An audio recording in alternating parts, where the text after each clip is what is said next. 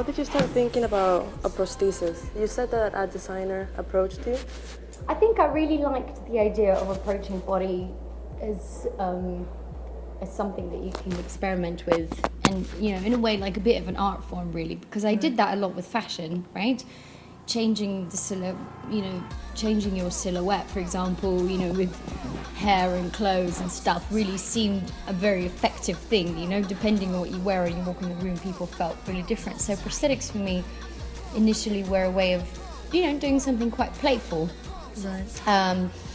Initially it was just more functional, like I really wanted to wear heels, for example, but then afterwards I found that there's so much effort how to make a leg look realistic, and it's still totally kind of, I don't know, mostly kind of unobtainable, and it seems kind of bit silly, So to me, I was like thinking, well, why not just go the opposite direction and actually make a thing out of it, and if you do that, what can you make?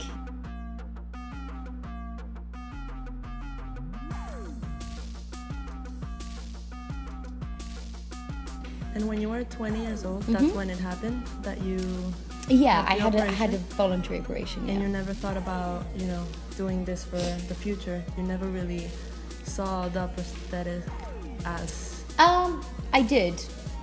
I definitely, I think from the very first time that I went in to have an operation, I definitely knew that I wanted to play around with prosthetics. And in fact, my very first arty prosthetic was not with Alternative Limb Project, but I asked for it myself, and it was a really high heel leg covered in nude leather with stitching that looked like vintage old kind of doll's leg.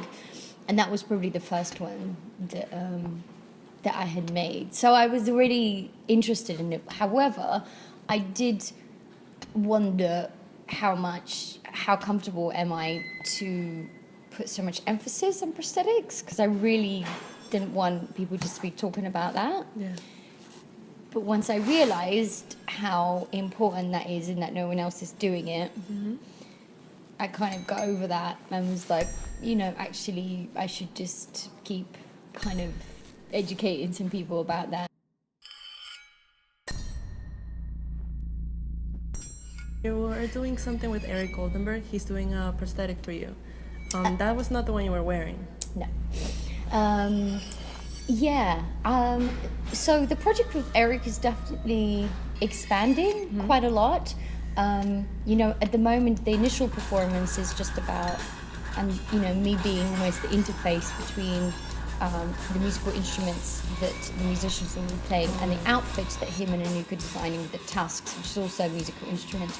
And the next step is I've involved a prosthetic company called Limb Innovation from San Francisco, and together we're going to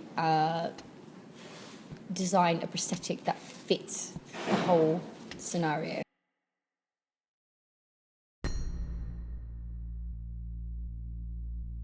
When you go about with designers, do you tell them what you want in the prosthetic, or do you let them freely design it for you? It really depends. I either design everything exactly myself, like the spike leg or certain costumes and stuff. But to be honest, my most preferred method is to find people whose work I already really like and appreciate and trust. And I tend to like to give some direction and a little bit of guidelines of what I'm into and what I'm not into, and then let them run with it. So basically you're looking for something new and inspiring for people. Absolutely. But also,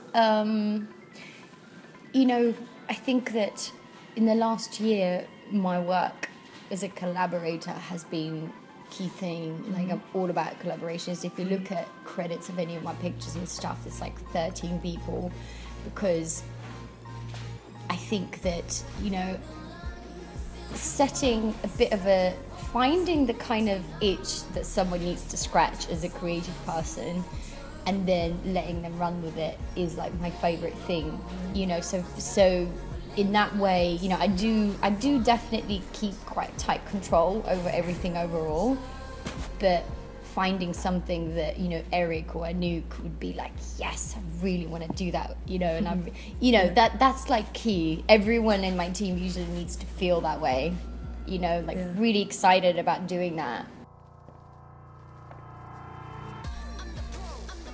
Up to this moment, how many prostheses do you have?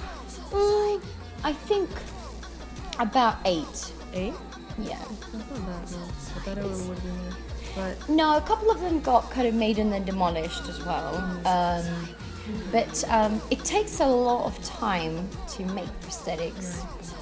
I often have designers approach me and they're like, oh, I want to make your leg. And I'm like, do you know how to make your leg? Like, you can't just, it isn't just like an object that you just make. It needs to medically function as well. So you need to be able to walk on it, bear weight.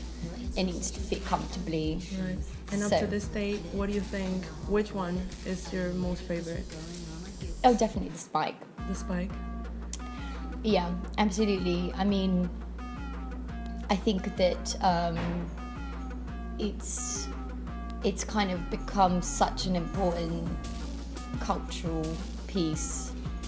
You know, it's been in museums and it's been everywhere, and also it's the thing that like I've designed, but from a very pure place, without trying to please anyone. I just really wanted to express myself, and I feel like that's been like super successful. That's why I'm like just And really it's super into cool it. too. Yeah. So for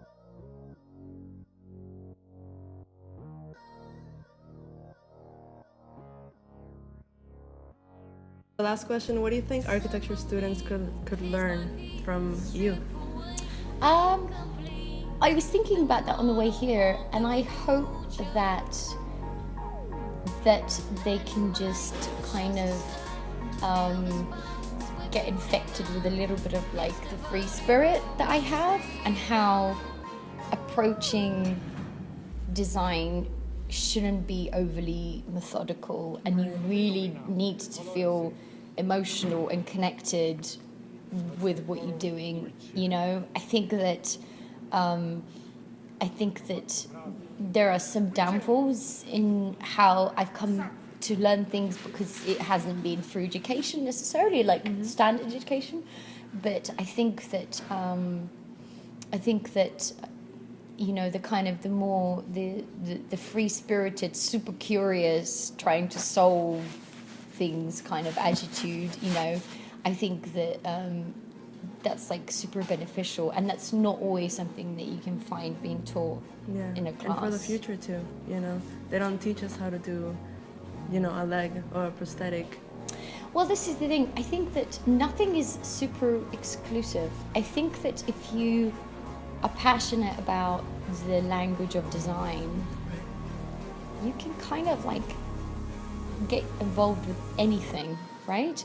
Because like I'm really interested in design, and if someone approached me tomorrow like and wanted to you know, work on design, or something I've never ever thought about, you know, but to be honest, even so far it's like everything from like, you know, cars to clothes to prosthetics. I think once you have an understanding of design language and what it's trying to say, I think that you can kind of approach anything.